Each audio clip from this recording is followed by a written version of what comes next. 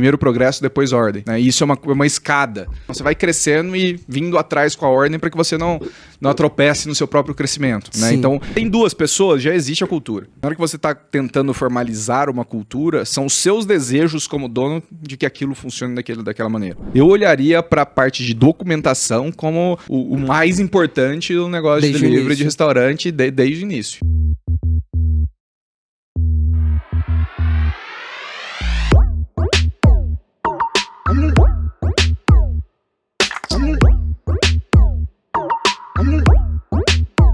Fala galera, começando agora mais um episódio do Falando de Delivery, agora na nossa 10ª temporada. Muitos episódios, mais de 90 episódios ao longo dessa temporada, a gente passa do número 100 com muito conteúdo e uma promessa que eu sempre fiz pra vocês desde o primeiro episódio lá em 2021, é que a cada temporada a nossa entrega ia subir, a nossa barra ia lá pro alto para conseguir acompanhar com certeza o seu negócio, o seu empreendimento, que tem mais desafios e novos desafios todo dia. E hoje eu tô aqui com um convidado que eu falo que foi um dos mais difíceis até hoje para conseguir travar a agenda dele, mas eu não desisti porque foi um dos caras que me deu uma das melhores aulas que eu já tive na vida sobre gestão, sobre processo, sobre liderança. Então é uma honra e um grande prazer conseguir compartilhar esse conteúdo que importou tanto para mim, para PDV, para todo Falando de Delivery, trazer para vocês Lucas Riedo. E aí, meu amigo? Porra, que honra, Rafinha. Primeiro, obrigado pelo convite aí. Sempre um prazer falar contigo. Realmente a agenda foi complicada aí. Tem pelo menos um ano que a gente tá falando de vir pra cá, mas vamos aproveitar e gerar o máximo de valor pra galera. Boa, muito bom. Lucas, obrigado aí pelo espaço na agenda. Não vou ficar de muita apresentação, porque eu acho que você tem muito conteúdo aqui pra gente extrair ao longo desse tempo que a gente marcou, mas eu queria te perguntar de início, quem é o Lucas hoje? Qual que é a sua cadeira hoje? Como que você tá no mercado? Cara, acabei de sair do G4, né? A gente anunciou hoje, que a gente tá gravando aqui, inclusive. Fiquei 5 anos lá no G4, né? Entrei lá, a gente tinha 22 funcionários, hoje são mais de 380. Fiquei como CEO por 4 anos, ali de 2020 até maio de 2024. Cresci bastante, o G4 cresceu bastante, a gente conseguiu aí ajudar bastante vários empreendedores brasileiros, milhares, dezenas de milhares de empreendedores brasileiros. Dou aula na Traction, né, e todo esse momento de saída ainda não tenho planos, aí não sei exatamente o que eu vou fazer, vou dar uma descansada, vou dar uma viajada, ver o Palmeiras no Mundial. Para com isso, pô. Então tô nesse momento aí de transição, continuo como sócio no G4, continuo dando aula lá, uma saída super conversada, alinhada, saio como amigo, acho que esse é o principal ponto. Mas nesse momento, não tenho cadeira. Boa. Lucas, uma coisa que... Aí já entrando em conteúdo. Eu vi você fazer, eu acompanho o G4 desde a fundação, sempre fui apaixonado pela marca como um todo e me impactou muito. E a maioria do meu relacionamento com o G4 desse tempo veio no período que você estava à frente da companhia. E eu vi uma transformação gigante. Os números do G4 são assustadores, são um case para o mercado, e você liderou a maioria desses números. E aí eu te trago uma pergunta muito clichê, mas dito do case de vocês, eu acho que tem muito valor. Qual que foi o principal papel ali que você entendeu na sua liderança do G4, que você sentou e falou, eu preciso fazer isso bem se eu quiser levar a companhia de um patamar para o outro? Cara, num negócio que cresce, principalmente nas taxas que a gente cresceu aí, basicamente dobrando todos os anos que na frente, é clichê realmente, mas o principal são as pessoas, cara. Você não consegue fazer nada sozinho, você pode ser o melhor fundador, você pode ser o melhor CEO, o melhor dono, o melhor qualquer nome que você colocar. Se você não conseguir identificar as pessoas que deveriam fazer as coisas ali, que deveriam fazer as principais coisas, não adianta de nada, né? E quando eu falo em pessoas, não é só aquela pessoa boa. Existem... E também é a coisa mais difícil, a mais importante também é a mais difícil, né? Porque o jeito de você lidera uma pessoa, o jeito que você faz a gestão de uma pessoa, ela varia muito com a maturidade do negócio naquele momento, que precisa ser construído, com a fase de vida daquela pessoa e também com a sua capacidade de fazer aquilo, né? Então, eu tive vários liderados que são muito melhores tecnicamente, muito melhores que eu em basicamente tudo. Então, é muito difícil eu, como CEO de uma empresa que estava crescendo, que tinha 30, 40 coisas importantes acontecendo ao mesmo tempo, como que eu ia liderar a pessoa ali que entende pra caramba de vendas? Então, você entender que a cada momento, cada tipo de pessoa precisa de um tipo de liderança, de um tipo de ação, isso é o mais difícil, né? Eu sempre era um exemplo que eu dava muito, né? Tinha tem ainda, né? O diretor de vendas, o Jonathan. Sim. Ele é um cara que, em reunião de diretoria, eu batia de frente ali, que faltava a gente sair na mão, ali, levantar e um brigar com o outro, de dar soco na cabeça. E era totalmente diferente de outras pessoas que estavam ali, que eu entendia que, pô, o Jonathan é um cara mais combativo, o Jonathan é um cara mais impositivo, tem uma personalidade tal, ele entende muito tecnicamente, então, naturalmente, ele também tem autoridade. É menos aberto a pitacos ali na área dele. Então não adianta eu ser o cara conciliador, não existe o jeito Lucas de liderar. Existe o jeito Lucas de liderar, o Jonathan, no caso, naquele momento, naquela circunstância sobre aquele assunto. Então, por isso que é o assunto mais falado que a gente lê. Não dá para você ter um manual. Esse é o meu jeito de gestão. Eu sou um líder mais incisivo, eu sou um líder mais tranquilo, eu sou um líder mais... Você precisa ser tudo ao mesmo tempo, identificar naquele momento qual que é o melhor. Não existe um manual para fazer. Daria para a gente falar de manual, como fazer processo, daria para a gente falar de manual, de como fazer um plano de remuneração, mas um manual para liderar, para fazer gestão de pessoas, de fato, ele não existe. E também não adianta eu falar que é o meu estilo. Eu preciso ter o estilo para aquela pessoa naquele momento. Esse é o principal ponto e o mais difícil também, não à toa. Né? Legal. O ponto que você falou foi sobre processos. Quanto que o G4 faturava ano quando você entrou na companhia ali? Cara, o mês que eu entrei, né, foi o pior mês de todos os tempos. Foi no segundo mês da pandemia, ali, maio, né, terceiro mês, fevereiro. Eu entrei em maio, então a gente... Tinha 23 pessoas ali, faturou naquele mês 300 mil reais. 300 mil. No ano a gente fez 20, né? Mas aquele mês especificamente foi o pior de todos. Tá, fizeram 20 no ano.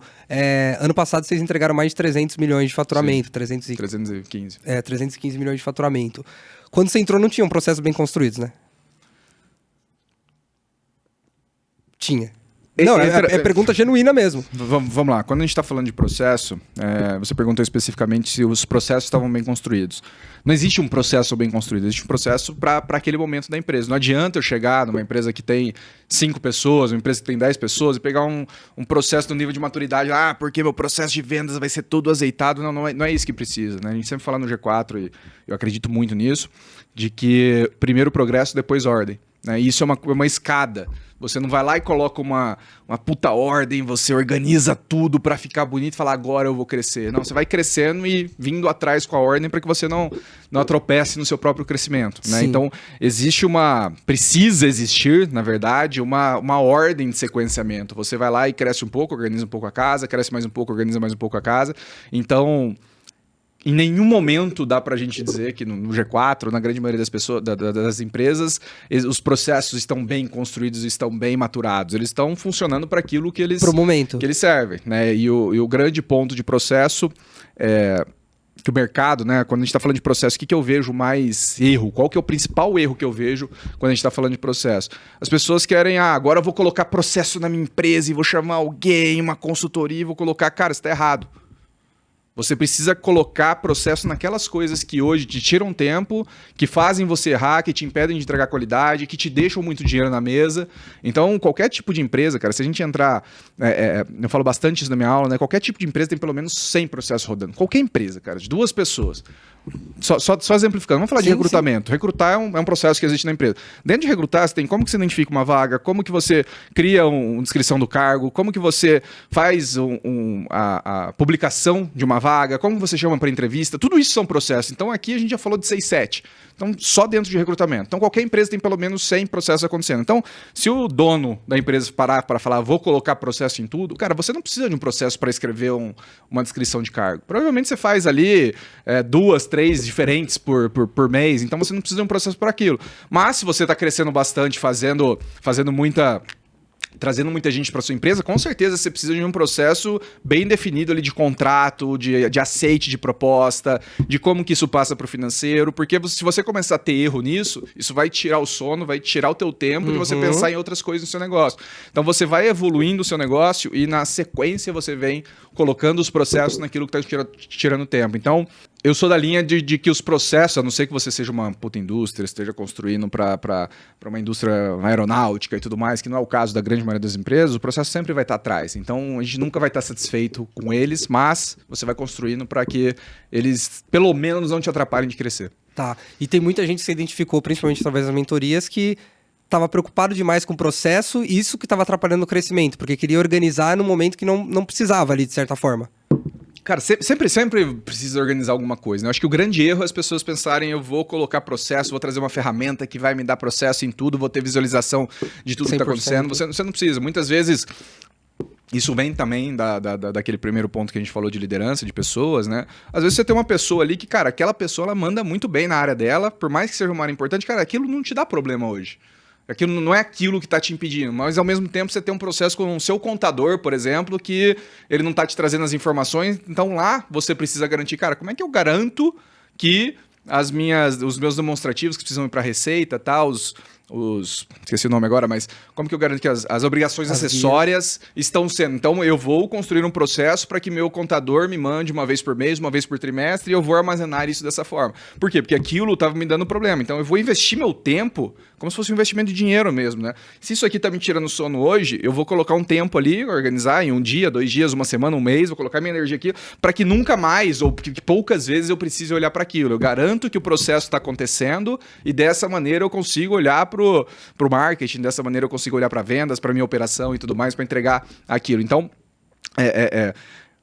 talvez seja um pouco frustrante essa resposta, né? Mas a verdade é que não existe um manual. Você vai descobrindo, acho que o grande ponto de um bom gestor é conseguir olhar para a operação dele, saber quais são os gargalos e trabalhar naqueles gargalos, né? São quatro coisas que um gestor precisa fazer.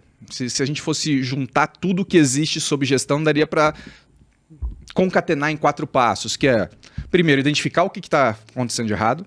Esse é o primeiro passo. Segundo, atuar para que aquilo nunca mais volte a acontecer, mas na grande maioria das vezes aquilo vai voltar a acontecer. Então, o terceiro passo é saber o que fazer quando aquilo acontecer. Então, quando a gente está trazendo aqui para o delivery, né, quando um cliente reclama que o produto não foi bem entregue, ou que houve um erro, ou que houve roubo, qualquer coisa que tenha... Aquilo é uma coisa que acontece recorrentemente. O que acontece? O seu time sabe o que fazer quando chega ali no telefone, no WhatsApp? O que é feito naquele momento? Se aquilo acontece recorrentemente, você deveria ter um sistema, um processo, um treinamento, ou pelo menos deixar claro qual que é a pessoa que deveria tomar a decisão sobre aquilo, para que aquilo não te tire o seu tempo. Se você conseguir fazer esses 3 passos, você consegue ter tempo para o quarto, que é olhar para o futuro, ver o que mais que você poderia fazer, qual outro tipo de fornecedor você poderia ter, qual outro tipo de produto, outro tipo de empresa, o que você fazer com o seu tempo livre, né? Então, passando por esses 4 pontos, tudo que existe de gestão, ele passa por esses 4 pontos. Primeiro, identificar o problema. Segundo, tentar fazer com que ele não aconteça mais. Sim. Terceiro, quando ele voltar a acontecer, o que acontece? E quarto, o que mais que eu vou fazer? É só isso. E documentar. Cara, isso é uma coisa que você fala muito na sua aula, né? E vocês executavam muito isso lá, de documentar. Tem muito empreendedor que só fala e deixa o processo perder. Ao longo do tempo, o processo ele vira um Frankenstein, do que o gestor, ele achou que estava sendo feito. Hoje vocês documentam quase todos os processos que são, e na sua aula você fala muito sobre isso. Foi algo que foi amadurecido ao longo do tempo ou que não? Desde o início você sempre entendeu que precisava dessa documentação? Isso foi um dos grandes amadurecimentos, né? Quando eu cheguei, se eu conhecesse o processo de documentação, se eu soubesse desde o começo, os pontos deles, quando eu trabalhava em consultoria, que foi antes do G4, né, cara, eu teria dado muito show ali, eu seria o melhor consultor que existia, porque o que é a documentação? Né? A documentação nada mais é do que você escrever o que acontece dentro da empresa. Sim. Então, como é que você coloca, como é que a organização desse podcast aqui, as garrafas, as latas ali, um totem ali na frente, o capacete, tudo isso aqui tem uma lógica que provavelmente você definiu de acordo com os patrocinadores e tudo mais. As pessoas que estão aqui fazendo no dia a dia, elas já acostumaram com isso. Ou você chega aqui rapidinho e coloca também, não, falta isso aqui. Isso talvez não seja uma coisa que te dá dor de cabeça, uma coisa que não te toma muito tempo, então você mesmo faz, tá tudo na cabeça. Mas a partir do momento, imagine que você precisa gravar 5 dias por semana desse podcast, 2 horas por dia. Isso já vai começar a te tomar mais tempo. E já vai ter outras pessoas que vão precisar organizar essa sala. Então, nesse caso, você vai precisar parar. Minha sugestão, na verdade, é que você pare, escreva, tire fotos, olha, a organização é dessa maneira, dessa maneira, dessa maneira. Tem isso escrito em um lugar de acesso e a partir daquilo você treina as pessoas. Porque quando as pessoas trocarem, ela não vai lembrar ou não vai saber que 2 Coca-Cola Zero ali na frente são importantes para o seu podcast, seja lá qual razão que seja. Então, documentação é isso, é você escrever o que é importante, o que acontece e deixar claro, principalmente, não adianta só você escrever, dar visibilidade para o resto da empresa do porquê que aquilo existe, né? E onde que tá, onde consultar e, principalmente, na hora que novas pessoas estão entrando, elas saberem que isso existe e que isso tá lá, né? Então, ele é um suporte de processos ali. E, de novo, não adianta você chegar e falar, vou documentar tudo, vou documentar como que coloca o logo aqui repediu, é isso? Por que a logo tá mais alta e não tá centralizada no meio da tela? Tem um isso motivo. é uma coisa que você sabe. É porque se ficar pra baixo, o capacete cobre na geral. Pô, se eu não documento isso... Se você não documenta isso, tá na sua cabeça. E aí, na hora que você tem que fazer isso para 10 podcasts por semana, talvez você não lembre que você vai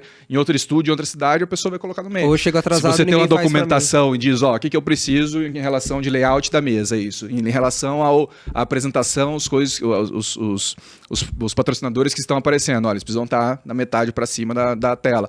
Vai trocar cada 7, 10 segundos, não sei quanto tempo que tá trocando aqui para aparecer cada patrocinador. Então, tudo isso são processos que pode hoje estar só na sua cabeça, mas a partir do momento que você pensa em crescimento, que você pensa que as coisas vão evoluir, você vai ter mais pessoas, as complexidades vão aumentando, isso passa a ser uma dor que toda vez que você for em uma outra cidade gravar um podcast, você vai ter que ajustar a apresentação. É isso que te toma tempo, isso que te toma energia, e isso que te impede de fazer o quarto ponto que eu falei, que é olhar para os próximos passos, olhar para o que mais que você pode fazer. Animal, muito bom. E é isso mesmo, porque se eu não tenho isso definido, um dia eu chego atrasado aqui pra... Eu não preciso nem ter escala. Eu cheguei atrasado e tá no limite do tempo do meu convidado. E eu não tenho ninguém pra fazer isso por mim, porque eu não deixei documentado, claro, de forma acessível. E isso eu acho que casa muito também com o crescimento de time, né? E foi outra coisa que você lidou e que todas as pessoas que eu conversava de fora se assustavam, né? Você tava à frente da companhia e toda hora você via botando gente pra dentro, gente pra dentro, gente pra dentro. Eu acredito que isso desafiou muito você nessa questão de lidar com diferentes tipos de pessoas. Quando as pessoas me perguntam muito sobre liderança, eu falo que o desafio é que quanto mais gente, mais diversidade. Tem um que você pode apertar, que você sabe que ele não vai espanar e ele vai te entregar. Tem outro que você apertou um pouquinho, o cara é bom pra caramba, mas ele espana e você não quer perder ele e você tem que saber mexer com essas pessoas. Isso te deu muito a capilaridade em como aplicar feedback, tá certo? Sim. Qual que é a importância hoje que você considera assim, para um gestor? E é uma coisa que eu falo muito, a gente aqui já saiu muito do âmbito de falar só de delivery, né? Já são 10 temporadas no ar, então a gente entra na visão do empreendedor mesmo. Qual que é a visão para você, a importância de um gestor saber aplicar um bom feedback mesmo no início da empresa? Tá. Saber aplicar o feedback, enfim, assim, diria que é um ponto... O segundo ponto, depois do mais importante para mim, que é fazer um onboarding bem feito, fazer uma chegada bem feita, né? O que geralmente acontece? Você contrata uma pessoa e ela chega, você tem uma reunião daqui a pouco e você fala, ó, senta aqui do lado dessa aqui que ela vai te apresentar como é que funciona. Fulano, apresenta aí como é que funciona a ferramenta e você vai... A gente tem que entender que aquele momento é o momento mais crucial e onde o seu tempo vai estar mais alavancado possível, mais possivelmente alavancado. Né? Se você realmente se preparar para a chegada de uma pessoa, para chegar de 5, de 10, se você fizer isso para um, você consegue aplicar para quantas forem, o tempo que você investiu ali, ele vai retornar triplicado, quadruplicado. Então, o momento de chegada de uma pessoa, ela realmente precisa ser apresentada para a empresa, mostrar para ela o que é aceito, o que não é aceito. E é nesse momento que você seta ali. E não adianta você falar, aqui a gente é super aberto a feedback. As pessoas não são abertas para feedback por natureza. Por natureza, nós não somos. Eu não sou, você não é. A gente ainda tem a consciência que precisa, mas a gente não quer. Exato, a gente ainda tem o cérebro primitivo ali, ainda vê o feedback como uma ameaça, tá falando mal de mim, não tá concordando e tudo mais. Então essas primeiras horas da empresa, da pessoa da empresa, o potencial que você tem tanto de construir algo, quanto de não aproveitar o potencial daquela contratação, maior. Então eu diria que o onboarding ali, as primeiras horas da pessoa da empresa é o mais importante de tudo. E sobre feedback, cara, sim, as pessoas são diferentes em termos de como reagem, como aceitam, como fazem. Mas se você for o cara que está sempre dando feedbacks, não tem como as pessoas não se adaptarem a isso. Então, isso, diferente daquele ponto que eu falei lá no início, né, de cada pessoa ter o seu jeito de ser liderado e tal, cara, se você está sempre dando o feedback sobre tudo que você está fazendo, as pessoas vão entender que aquilo é normal. E dar feedback é diferente de dar bronca, de brigar, enfim, os feedbacks também têm que ser positivos e negativos, né? Não adianta você só... É algo estruturado, só apontar os erros ali, né? Eu gosto bastante para dar feedback, eu gosto do framework SCI, né, que é situação, comportamento e implicação. Né? Dado a situação que aconteceu, o seu comportamento, você fez A, B e C, e, cara, isso não é legal porque a implicação... eu lembro que você dava o exemplo que tal. Tinha reunião, o cara chegou atrasado e perdeu o contrato, né? Exato. Então, o feedback não é simplesmente apontar erro. O seu feedback não é simplesmente dar parabéns. Parabéns pelo trabalho que você fez, ficou incrível. Isso não é um feedback. Ou foi uma Isso merda. pode ser um reconhecimento, tá? Mas olha, esse trabalho que você fez no contexto que a gente tinha, a situação ali, ó, se você tinha pouco tempo para fazer aquilo, e eu entendi que você conseguiu priorizar, além de não ter deixado cair a atividade A, B e C que você tinha, e cara, a gente entregou bem, conseguiu o contrato, conseguiu a venda, conseguiu fazer isso com maestria sem deixar as outras coisas caírem. Então, essa é uma estrutura super simples, cara, que para começar a aplicar ela, eu gosto muito de escrever, né? Eu acho que escrever pro gestor, pro líder, isso traz muito. Então, sempre que você, cara, se você tiver o hábito de pelo menos uma vez por semana, senta e pensa cada liderado seu, cada pessoa do seu time, cara, um feedback nessa estrutura. SCI. Pode mandar por texto, pode falar, pode ligar. Não precisa ter uma reunião de feedback. Sim. Não precisa uma reunião depois de 6 meses que você vai ter uma sessão de feedback. Também gosto disso, uma coisa mais estruturada, com maior tempo e tudo mais. Mas aquelas pequenas atividades diárias, aquelas pequenas entregas, nem que seja, pô, você fez tudo que eu pedi para você fazer, parabéns, e é isso. Mas criar esse hábito de ter pelo menos uma vez por semana para cada um dos seus liderados uma coisa, já te ajuda. Então, sim, as pessoas não têm, eu não tenho, você não tem, ninguém tem o hábito de receber bem feedback. Não acho que isso vai mudar na natureza nossa, e principalmente do brasileiro ainda mais. Né? Mas se você como líder tiver esse hábito, com certeza, primeiro você vai se autodesenvolver, né? E segundo, as pessoas vão entender que é aquilo que é o esperado dentro da empresa. Boa. Feedback é igual cobrança, velho. Você sabe que você tá devendo, mas quando alguém te liga, você fica puto. Parece que a culpa é da pessoa que tá te ligando, e não é. Você que tá devendo. Boa. Dando um passo atrás, você falou sobre onboarding, eu ia falar disso, mas eu acho que tem um ponto antes do onboarding ainda, que é a contratação. Que é outra coisa que eu vejo, você falou do gestor que negligencia o cara quando entra na empresa. Pra mim, primeiro dia de empresa é igual primeiro dia de aula em escola nova, é uma merda. Você não sabe onde você senta, você não sabe com quem você fala, e normalmente você é jogado lá naquela sala de aula. Se o professor não tem o mínimo de tato pra te posicionar ali, pra te receber, você normalmente toma as decisões erradas ali. Era o que acontecia comigo, eu troquei de escola pra caramba. E aí, quando a gente dá um passo para trás e a gente fala de empresa, tem a contratação. E eu vejo muita empresa, não só de food, de delivery, mas do mercado em geral, fazendo a contratação mais simples possível, que é o quê? Manda ali um formulário de pergunta que o gestor não usa para nada, o cara responde se ele fuma sim ou não, e pro gestor não importa, não tem peso nenhum aquela resposta dele. E contrata a pessoa sem saber de valores, sem saber de cultura. Isso é outra coisa que você acredita que tem um impacto gigante na performance do time? Cara, tenho, mas pensando aqui, trazendo um pouco para a realidade, principalmente quem está assistindo a gente aqui, né? A realidade é que é mais puxado. A guerra é mais pesada do que a gente imagina, né? A gente tá falando literalmente de pessoas que sabem escrever e sabem ler e escrever versus aquela que não sabe. Sim, exato. Qual que é o ponto? Quando a gente está falando de empresas mais como G4, mais serviços, pessoas mais bem instruídas, que ganham muito mais do que a grande maioria das pessoas a grande maioria das empresas que a gente está falando, é mais fácil eu virar para ti aqui e falar de um teste, de não sei o quê, mas trazendo para esse público aqui. O que eu tenho de recomendação, cara, que eu vejo muita gente errando? Você tentar trazer pessoas que já tenham experiência naquilo que você faz. Então, se você... já é super difícil achar pessoas que queiram trabalhar de verdade, tá? Que estão com vontade, tem uma mínima vontade ali. Se você chegar e falar, eu quero pessoas que tenham experiência no mercado de food, no mercado de restaurantes e tal, você já está fazendo um filtro muito grande.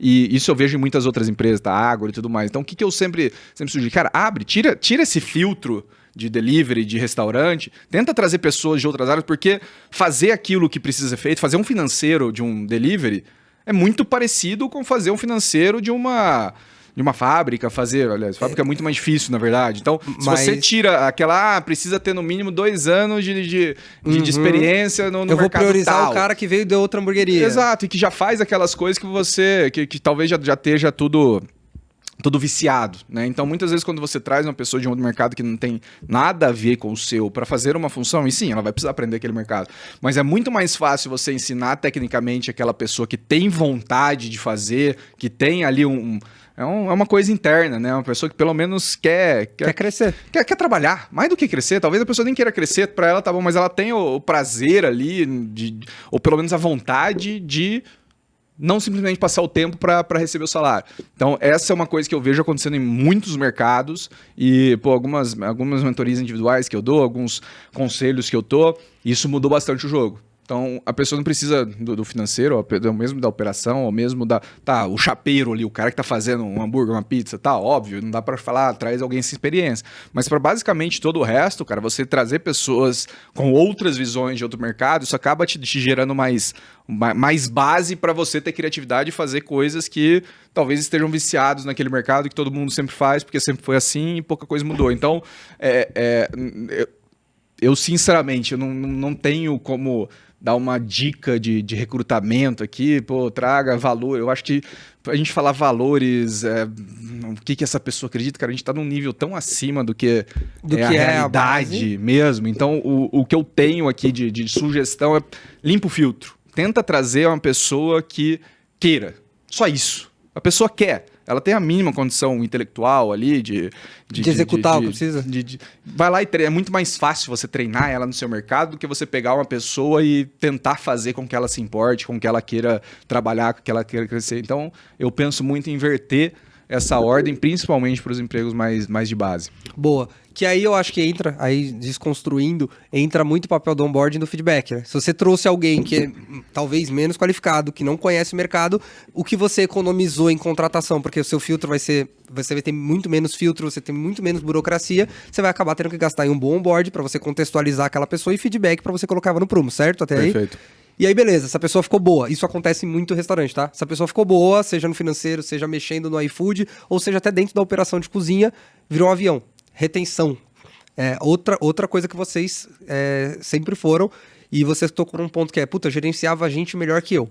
E isso é um problema se você não souber lidar. Você coloca ego na frente, ou às vezes você quer se questionar, mas a pessoa tá estudando muito mais e até tem mais track record de vida do que você. Como que você retém gente? E aí não tô falando de nível de empresa do G4, porque não tô falando no pessoa a pessoa mesmo, porque eu tenho certeza que você já liderou pessoas ali, cara, o dinheiro era importante, mas que o fator decisivo dela ficar ou sair não tava simplesmente na remuneração. Sim. Eu trago, para responder isso, Rafinha, eu trago um pouco mais de filosofia aqui do que de técnica de gestão, tá? O que driva todos nós, né? O que faz com que a gente continue fazendo alguma coisa, qualquer coisa que a gente tenha fazendo, a sensação de progresso. Então, você jogando um tênis, você jogando futebol, você indo para academia, você fazendo dieta, a coisa intrínseca ali de dentro que te faz continuar acreditando, que te faz querer continuar em um desafio, é a sensação de progresso. Então, quando a gente traz isso para empresas, né, do que a gente está falando? A gente está falando de cargo, a gente está falando de salário, mas principalmente, cara, da empresa. Então, é muito difícil eu chegar aqui e falar, tem uma empresa que está no mesmo patamar, não vai crescer muito mais, é mais ou menos isso aqui, os salários são mais ou menos esses e tal. É muito difícil, para não falar que é impossível, vou dizer muito, muito difícil, mas é muito difícil em um cenário desse você conseguir realmente reter aquela pessoa que é fora da curva, porque ela está em um ambiente que não está suprindo ela dessa necessidade humana de evolução. Então, caso você não tenha essa evolução, cara, eu acho muito difícil. Você vai perder o avião. Então, você vai continuar ali com os Fiat 147, as Brasília vão continuar ali, porque é aquilo que elas querem e tudo mais. Mas um cenário que eu acho que a grande maioria de quem está escutando aqui é porque ou está crescendo e está querendo se ajustar, ou quer crescer, ou tem a visão, pelo menos, de crescer e não ficar naquilo, né? Como que você transporta esse sentimento de evolução, continuidade, de estar sempre melhor para essas pessoas? Essa é a pergunta. Isso pode vir através, obviamente, de salário, de bônus, de reconhecimento, mas, cara, algumas pessoas vão estar muito acima das outras. É para essas que você tem que pensar. Então, nesse caso, uma participação na empresa pode fazer muito bem um bônus atrelado ao resultado, né? Nunca a venda, nunca o trabalho daquela pessoa. Mas, você tem ali 10 pessoas no seu time, tem uma, duas que realmente fazem muito a diferença, cara. Se 10% do resultado for para essas duas pessoas, caso elas façam A, B e C. E como ao longo do tempo isso vai crescendo, isso é um... E é variável, então em evolução aparece. Mas eu não queria trazer essa resposta simplesmente no âmbito financeiro. Sim, talvez para aquela pessoa seja, sei lá, a família mais próxima do trabalho, enfim... É aquilo que eu falei. Liderança é difícil porque não existe é de pessoa pra pessoa. É para aquela pessoa naquele momento. Talvez para aquela pessoa naquele momento o mais importante seja um variável. Mas talvez daqui a um ano ela vai ter mudado para um lugar mais próximo do escritório, ou de onde ela trabalha, e o aluguel dela vai estar mais caro. Então, para ela, talvez um salário fixo maior dê um pouco mais de tranquilidade. Então, a pergunta que se tem que se fazer, trazendo para a filosofia humana, para o nosso jeito como humano de ser, é como que eu mostro, ou como que eu garanto, ou como que eu crio uma sensação de continuidade, uma sensação de evolução para as pessoas que estão ali, que não é mês a mês, vou te aumentar 50... Uma hora vira comum. Exato, então a retenção é muito mais difícil do que contratar, muito mais difícil do que treinar, exatamente por isso, porque quando a pessoa começa a ficar boa, quando ela começa a entender, ela sobe o valor dela. E essa pessoa te dá trabalho, né? Porque se gerenciar médio é uma coisa, se a gente gerenciar... É muito mais difícil. Quem entrega, seja ou pelo ego da outra pessoa, ou até por você falar, eu não posso perder, eu tenho que manter o estímulo. Foi bom você ter tocado nesse ponto. Só complementando, talvez a sensação de progresso seja, dando um caso hipotético aqui, né? Talvez tenha uma loja que está indo bem e tal, estou pensando daqui 2 anos em abrir uma segunda loja, talvez a sensação de progresso seja, estou pensando em você para daqui 2 anos tocar a próxima loja, você está dentro. Talvez isso já seja... uma sensação de, peraí, então daqui 2 anos não é simplesmente eu trabalhar pelo salário, se o outro me ofereceu ali mais 10%, mais 20%, eu vou para lá, porque aqui se eu ficar mesmo, talvez com um salário menor, eu tenho a visão de que talvez daqui 2 anos eu vou tocar um negócio desse, e aí eu vou ganhar mais dinheiro, vou ter mais visibilidade, eu vou evoluir. Então essa sensação de evolução não precisa ser necessariamente agora, mas talvez uma visão de futuro, óbvio que você não vai ficar prometendo 10 mil coisas para 10 mil pessoas, né? Mas para aquelas que são mais importantes, que estão mais concentradas ali, que claramente você vê como potencial, essa visão de já futuro pode fazer com que essa sensação de progresso ela chegue antes daquilo acontecer. Tá. E puxando o que você falou agora, de, vou prometer pra pessoa que ela vai abrir, ela vai talvez ser a responsável, ela vai ter uma participação numa loja nova, enfim, você vai construir ali como vai ficar melhor pra cada um.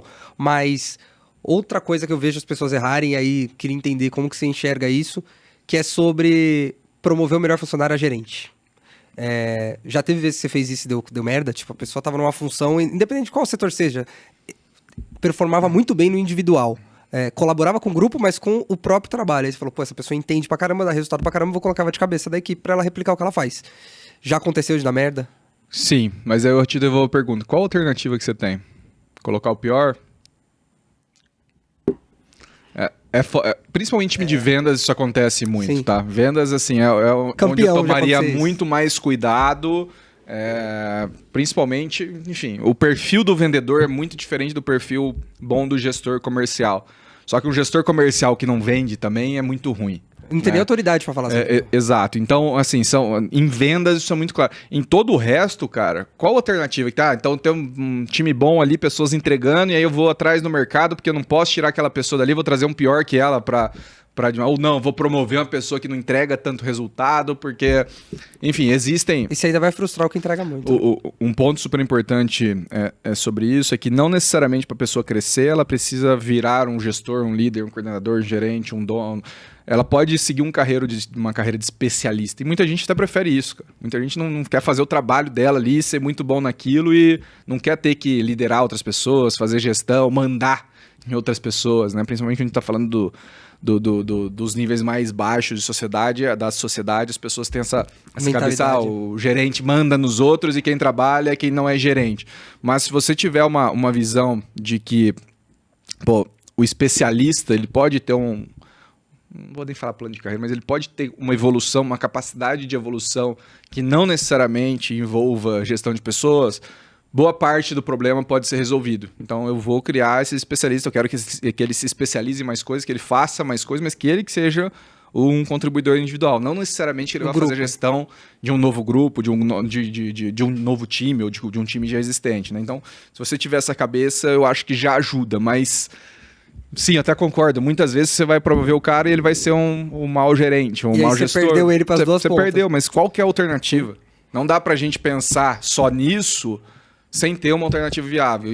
ainda não me apresentaram. Já escutei isso falar várias vezes, já escutei isso ser falado várias vezes, mas ainda não me apresentaram uma alternativa viável. Faz sentido. Faz sentido porque eu nunca tinha sido provocado dessa forma e já aconteceu, né? Tu promove em vendas, promove o melhor vendedor, o cara vendia pra caramba, o cara não desenvolveu. Você perdeu um vendedor e não teve gestor, enfim.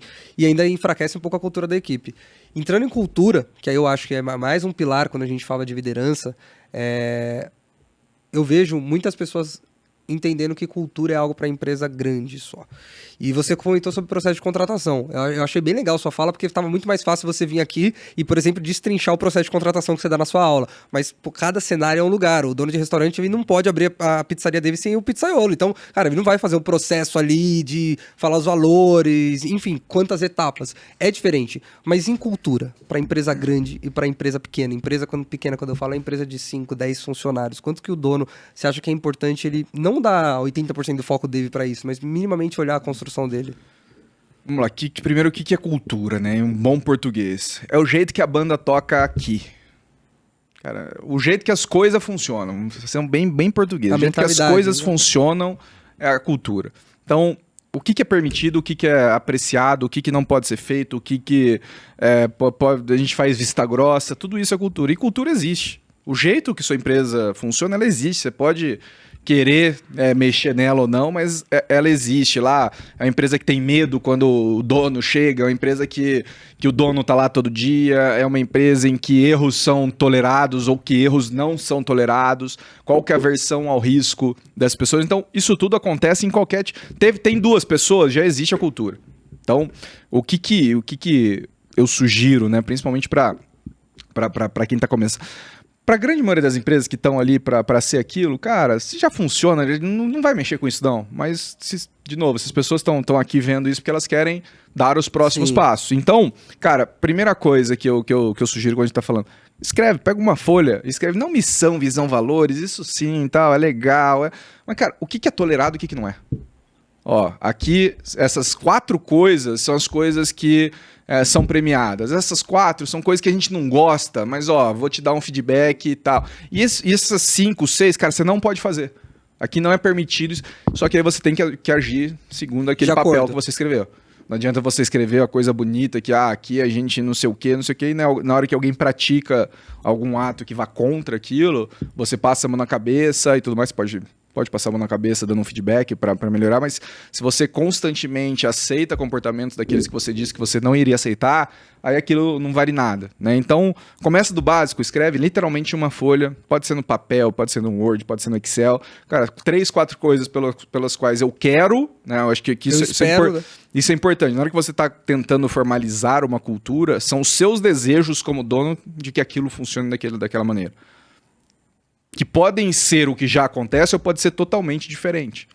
Então você pode chegar na sua empresa e ver que as coisas não estão acontecendo do jeito que eu quero, a gente aceita umas coisas que eu não gostaria, a gente fala de um jeito que mais informal, gostaria que a empresa fosse mais formal, ou o contrário. Então, caso eu tenha um desejo que é diferente do mapa, que é diferente do que está acontecendo atualmente, depois que você escrever isso, aí é hora de dar visibilidade, é hora de mostrar, pessoal, estamos aqui e queremos ir para cá.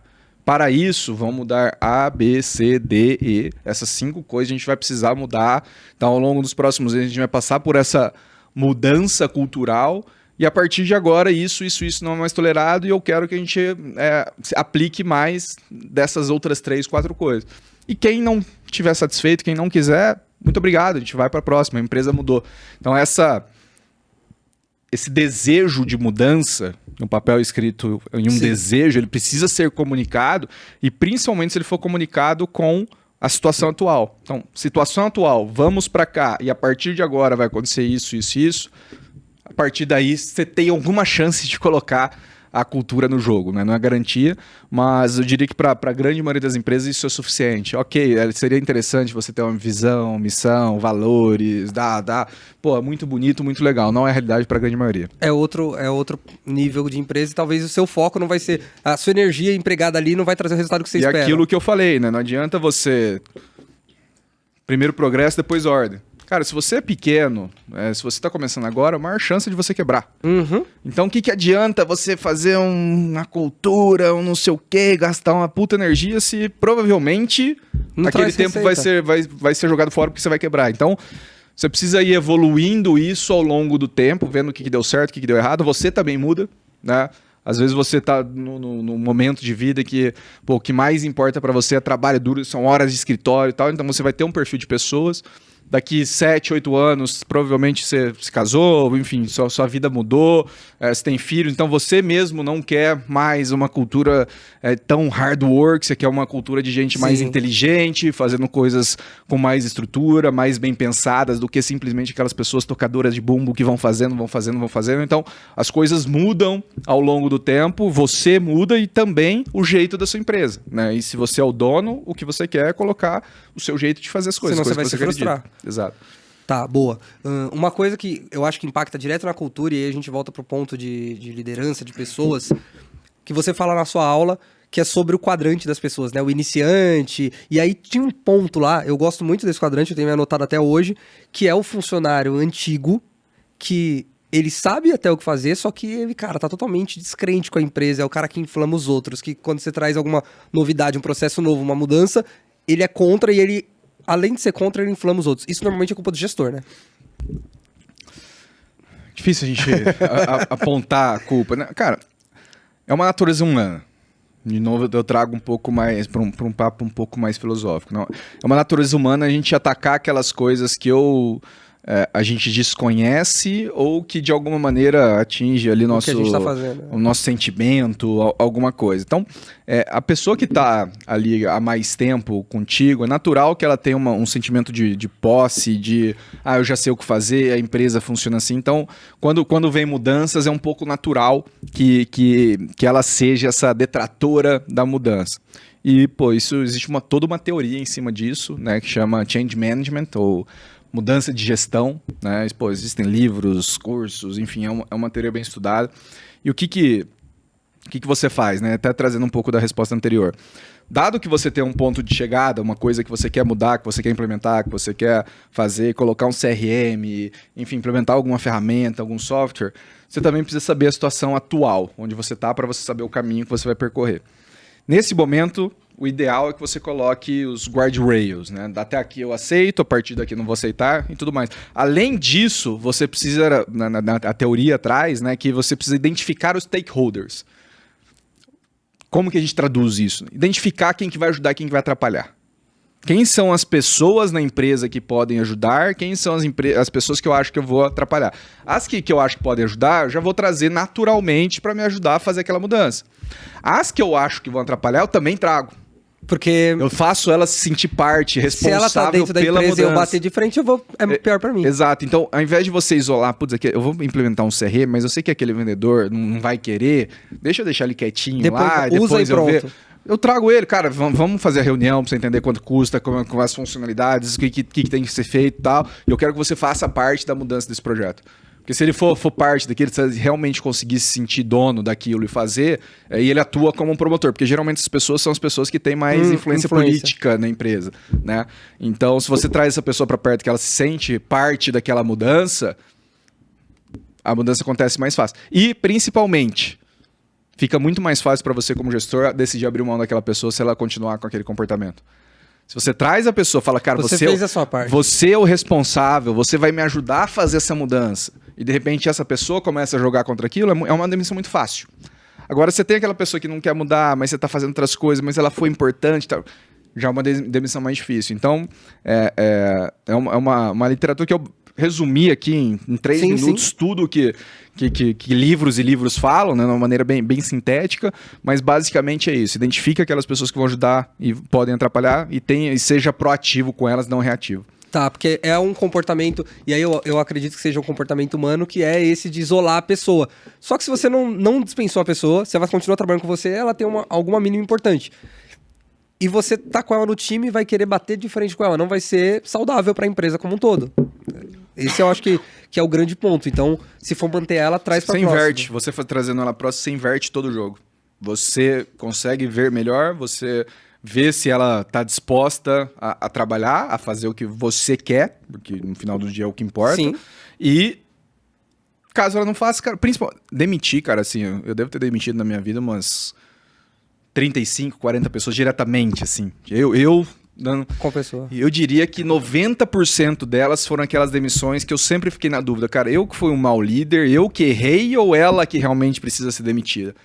Pouquíssimas vezes foram demissões muito claras, assim. Pouquíssimas. Falar, cara, realmente eu tentei fazer o meu máximo, eu dei o meu máximo, a empresa fez tudo certo com essa pessoa e realmente a performance dela, o comportamento dela que fez com que ela seja demitida. Então, qualquer situação onde você imagina que você possa ter que demitir alguém, mas que você pelo menos tenha paz de, olha, isso aqui eu fiz certo. Isso aqui não foi um erro de liderança. Na grande maioria das vezes você vai ter essa dúvida.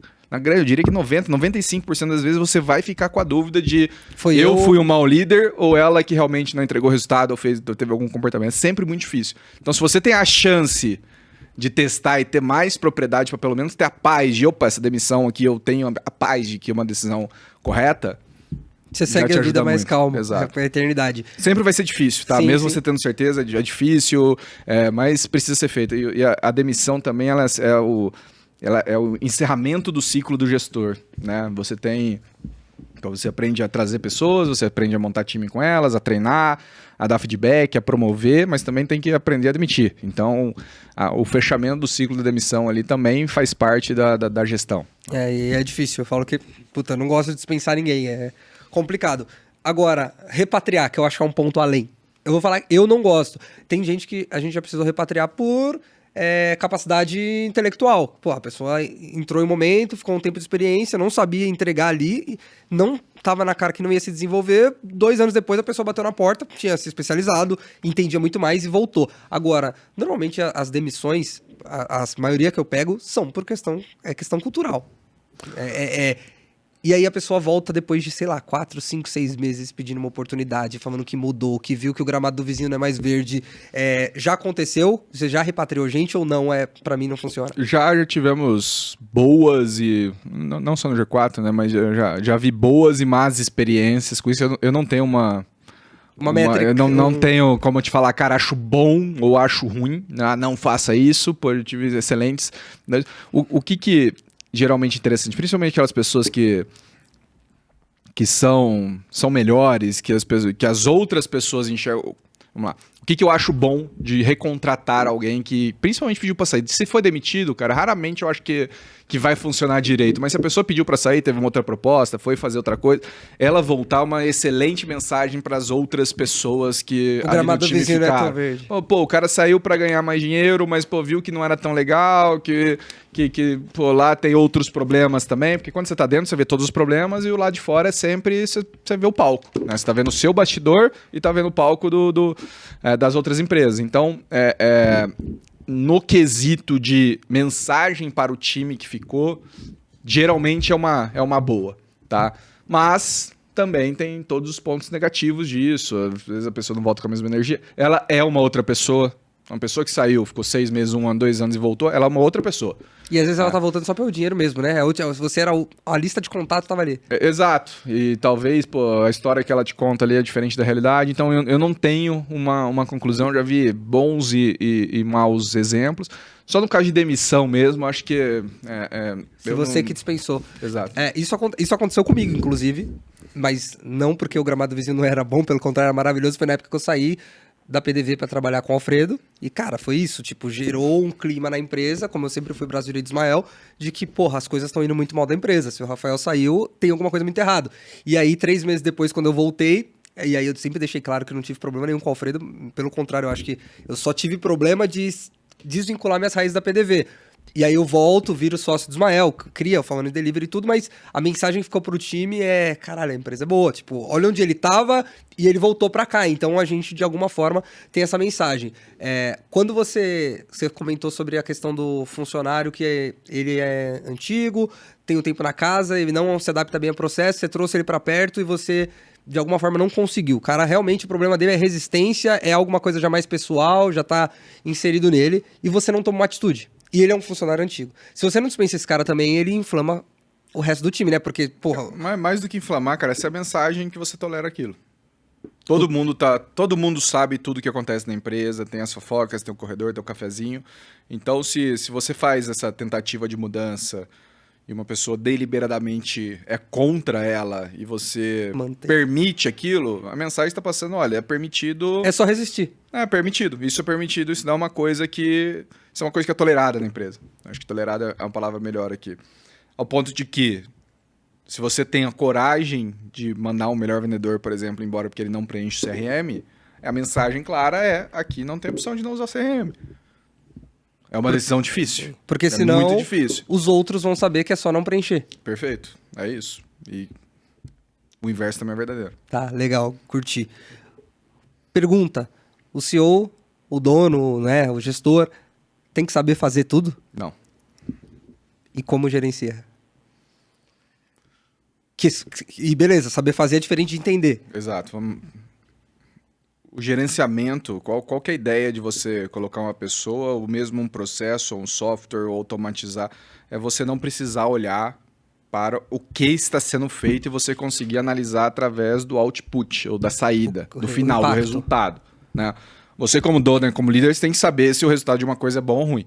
Não dá para você não saber. Agora, como ela é executada, cara, eu não sei como é que é feito dentro do G4, mas que agora eu não esteja lá, mas sim. Eu não sei como que é feito, por exemplo, a engenharia de dados. Eu sei que existem os dados que estão ali e que eles aparecem numa tabela que eu posso consultar, criar meus dashes e os dashes estão prontos. O que é feito ali no meio, eu não faço a mínima ideia. Sei que existe lá o ETL, que joga o Data Lake e tudo mais, eu sei mais ou menos como funciona, mas se me der o código para eu avaliar se aquele código está bem escrito ou mal escrito, eu não faço a mínima ideia. Mas eu sei o que é uma base de dados tratada, bem feita e que não tem erros ou tem poucos erros e que é feita de uma maneira que a gente consiga consultar. Então, o output, o resultado, ou o indicador, boa parte da minha aula, inclusive, eu falo sobre como você medir processos, né? Aquilo você tem que ser capaz de fazer. Não dá para você também largar, mas o como foi feito para chegar naquilo, não necessariamente você vai saber. Então, por exemplo, trazendo para marketing também, né? Eu sei o que é um resultado de quanto que eu posso gastar para adquirir um cliente. Agora, como que eu faço lá a divisão do público, de campanha, tal, pô... Talvez até eu posso descobrir como que é feito. 3, 4 anos atrás eu sabia onde entrar na ferramenta para olhar. Hoje já mudou tanto que, putz, deve ser mais ou menos a mesma lógica, mas se me der agora eu não sei fazer. Vai demorar para achar o botão. Consigo descobrir, mas eu sei olhar quanto que tá custando. Que é o se principal. tá evoluindo e não tá, se tá batendo a meta ou não tá. Então, você tem que ser capaz de gerenciar totalmente diferente de ser capaz de fazer. Então, você tem que ser capaz de gerenciar, né? Então, você não, a ideia de um gestor não é você avaliar como aquilo está sendo feito, e sim como que aquilo está sendo entregue, quais resultados que aquilo está sendo gerado. Legal. Eu falo isso porque... E aí no mercado de alimentação tem um desafio sim, que é quando troca pizzaiolo, chapeiro, enfim, qualquer pessoa da operação, é importante ter documentado como, mas eu acho que a mensagem que você trouxe, a mais importante não é quantas vezes o cara bate a massa lá, é sim, no final, quando você comeu a pizza, tá gostosa ou tá ruim? Esse é o output que ele tá... Cara, esse tema para restaurante, acho que deveria estar na prioridade zero de qualquer dono de negócio desse, é ter muito bem documentado como que é feito aquilo, cara, com fotos, com vídeos, de várias maneiras, escrito com foto, com vídeos, é porque a maneira de fazer não é só a receita. Exato, não é joga 35 gramas disso, 80 daquilo, cada pizza tem tantas gramas de calabresa, não é exatamente só isso, né, mas... O como é feito e o principal, as pessoas elas entendem de maneira diferente. Umas vão ler e vão entender, outras não sabem nem ler, elas precisam ver um vídeo, e outras vendo foto ali, quase que um manual, é a melhor maneira. Então, o negócio principal de um business de restaurante, de delivery e tudo mais, é a comida. Então, esse processo é o mais crítico de todos, cara. Você tem que ser totalmente independente das pessoas que estão lá executando. E uma das maneiras de fazer isso é com documentação. E documentação com treinamento. Só que se você tem a documentação, é muito mais fácil você treinar, né? Então, eu olharia para a parte de documentação como o mais importante do negócio de delivery de restaurante desde o início. Tá, animal. Lucas, uma última pergunta. E essa é uma das coisas da sua aula que mais marcou, porque eu nem sei se é comum as pessoas se apegarem tanto a essa parte, mas eu melhorei muito os processos, hein, quando eu falo de PDV, depois que eu voltei da sua aula do Traction. Foi quando você fala de limpar, e aí você até pincelou um pouco, limpar processo, vamos chamar de processo burro, que não serve pra nada. Na sua aula você conta um case, eu acho que você estava em consultoria, que o caminhoneiro tinha que preencher um formulário de 2 páginas, e aí você foi puxando o rastro, quando chegou o formulário não servia pra merda nenhuma, ficava jogado numa caixa. Precisava do CPF e da placa do caminhão. É outra coisa comum, exatamente, é outra coisa muito comum e que as empresas perdem tempo e eficiência, né? Até na biografia do Elon Musk é muito legal que ele é quase que uma obsessão dele eliminar etapas desnecessárias em um processo. Na verdade, é o modo como a cabeça dele funciona. Até é muito legal que ele esteja no governo agora, acho que vai ter bastante coisa interessante. Mas é o principal. Principalmente, cara, quando a gente está falando de entradas de processo que servem para outras áreas, para outras coisas. O que eu estou falando aqui? Por exemplo, recebimento. Vamos falar de recebimento em restaurante. Você tem que ir ali, quantos alfaces você recebeu, quantos quilos de carne e tudo mais. Então, provavelmente já tem algum processo, alguma informação que está ali que o teu financeiro, o teu contábil vai ter que saber, o cara da operação lá, dependendo do tamanho do negócio, o cara do estoque Sim. também, enfim, é uma coisa muito grande. Só que, muitas vezes, no mesmo formulário que você tem que preencher lá, você tem que colocar a temperatura do recebimento, e muitas vezes aquilo nunca vai ser utilizado. Colocou lá porque em algum momento alguém achou que aquilo deveria ser feito, e talvez tivesse que ser feito naquele momento, mas simplesmente continuou sendo feito pro resto da vida. Então, a minha sugestão aqui, a minha provocação quanto a esse tempo, né, é olhar para tudo que é feito, principalmente relatório, o que é preenchido, o que é feito, e olhar para cada uma daquelas coisas e, cara, eu preciso disso aqui mesmo? Eu consigo eliminar? Se eu não conseguir eliminar, não consigo combinar?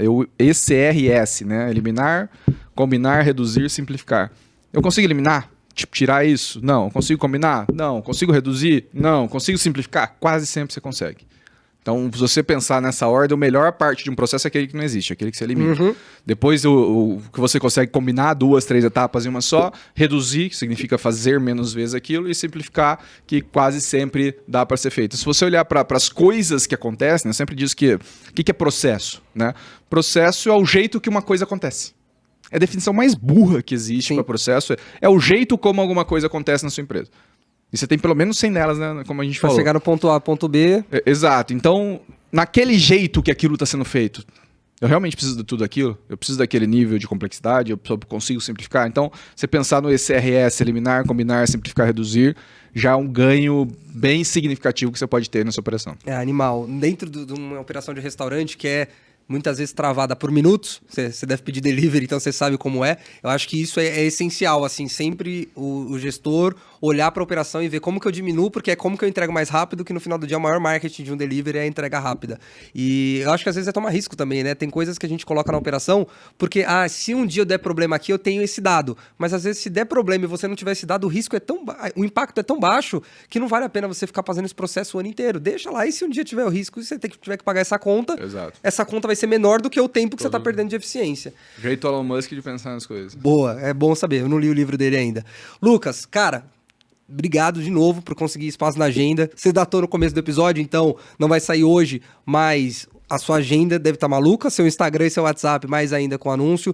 Tenho certeza que o futuro vai vir muita coisa boa, mas você impactou muita gente. A minha ideia de trazer aqui sempre foi porque eu imaginava que você ia ter uma visão de um grande case que é o G4, né? No final do dia tem toda a estrutura, todo o time, todos os fundadores, mas você estava à frente, acho que num momento mais transformador até hoje do G4, no período mais transformador.